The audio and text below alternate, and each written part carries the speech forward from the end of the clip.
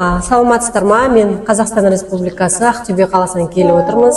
Менде бауырымда май басқан, өтімде тас бар және өтім толып кеткен.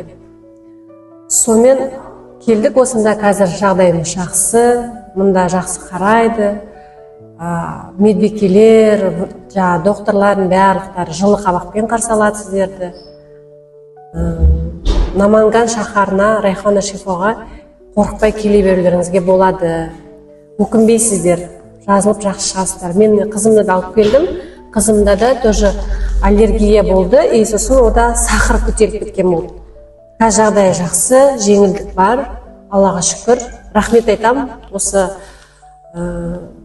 басшысына, осы неге, медицинаға, Райхана шифаға рахмет айтам. Алғысым шексіз.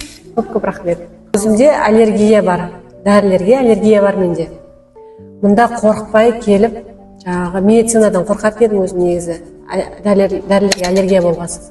Мұнда кәдімгі народный методпен емдейді, жақсы. Қорықпаңыздар, келсеңіздер болады.